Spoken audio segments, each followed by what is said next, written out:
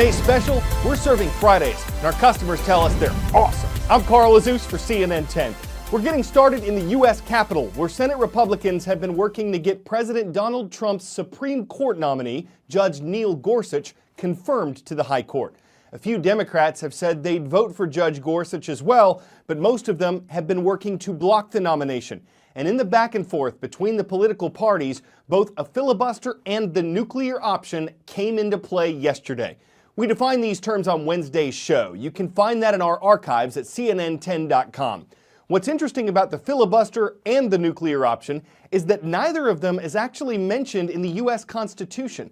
The American governing document allows the congressional chambers, the House and Senate, to set their own rules.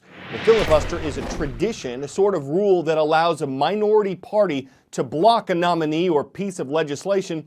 And the nuclear option is a rule change that allows a majority party to get around that block and vote with a simple majority. Republicans control the Senate. They have 52 seats, while Democrats and the independents who vote with them have 48 seats. After yesterday's move to invoke the nuclear option, both parties have now used the controversial rule change. And this time around, it was expected to lead to the confirmation of Judge Gorsuch to the Supreme Court. The one thing to know about the nuclear option is you may not understand it, but it does really matter.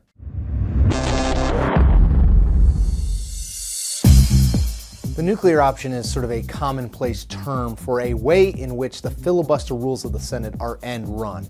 Usually, to stop debate on any matter in front of the Senate, you need to get 60 votes.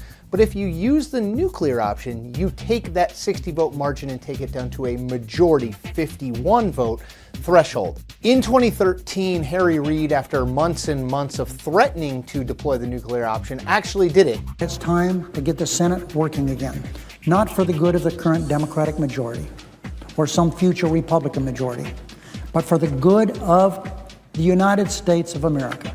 The filibuster, whether real or threatened, had always been a way that the Senate distinguished itself from the House. The House very much runs on a majority rule. If you have the votes, you have the votes. In the Senate, in order to close off that debate, which means to force an actual majority vote, you needed always to have 60. It required typically some bipartisan consensus building because neither party often had 60 plus seats in their control. When you remove that, you start to slide even further down the slippery slope that Harry Reid started us all on in 2013. If we've already wiped out the use of the traditional filibuster, that 60 vote margin, on several big things, including Supreme Court nominees, what's to stop either this majority or the next majority, Democrat or Republican, from instituting it on legislative matters? And at that point, the Senate fully becomes the House.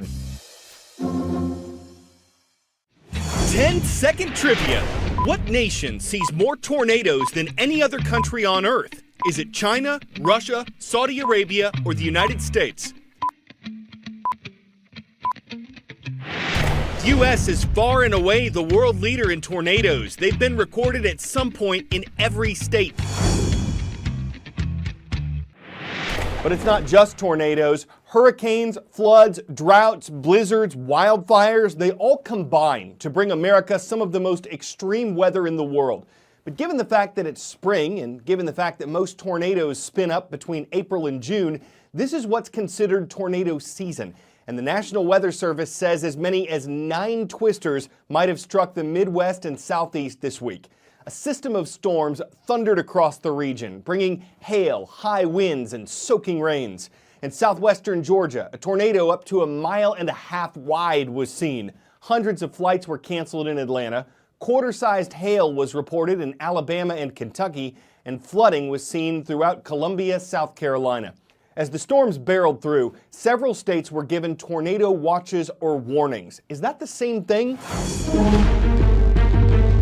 When severe weather strikes, one of the most common questions we get, what's the difference between a watch and a warning? Well, just for comparison's sake, let's take this stoplight. Green light, yellow light, red light. Sometimes the National Weather Service will issue a hazardous weather outlook, an advisory. Treat this as a green light. Know that the possibility of rough weather is there, but go about your day as you would. Just stay alert. But as conditions tend to ripen, we may see a tornado watch issued by the National Weather Service. Use this with more caution. This means conditions are favorable for tornado development, and so you need to know what you should do in case a tornado strikes. That's where the warning comes in. If the radar has indicated a tornado or someone has spotted a tornado in progress, that's when the tornado warning is issued, and you should get to your safe place immediately. Stop what you're doing and seek shelter. By removing certain plants and trees, covering or filling in ponds, and using sound cannons, airports have a number of methods to keep birds away. Last spring, we reported on a border collie named Piper who literally chased the birds from a small airport in Michigan. Some airports utilize trained falcons to do this. Some are using row birds, fake remote-controlled falcons, to keep the skies clear of any birds that don't carry people. The row birds are basically robotic birds of prey. They look like and fly like real falcons, and we use them to chase away other birds from areas like airports. Birds and aircraft go badly together. Birds can cause problems in many areas, like the agricultural industry, the oil and gas industry. They're basically a drone, but not your everyday drone. The row birds mimic the flight envelope of an actual bird. We had to create a flight computer that was capable of thinking like a bird. The typical traditional scarecrow in an agricultural field, it's actually been proven that these static measures eventually attract birds. An average collision between a bird and an aircraft costs $200,000. So even being able to prevent several of them during a year means that you are saving the aviation industry at one location millions of dollars. We've been operating the birds since around 2012, and we really see it working. At a relatively small blueberry farmer that we also operate, we increased his harvest by 15%, meaning he earns 45,000 euros more in revenues. We're battling nature with nature, and we know that that works.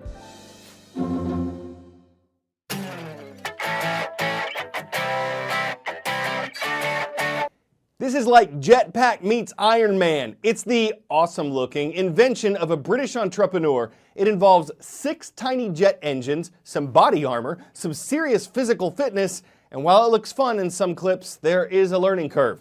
It's called Daedalus. Guess they thought Icarus was too lofty sounding.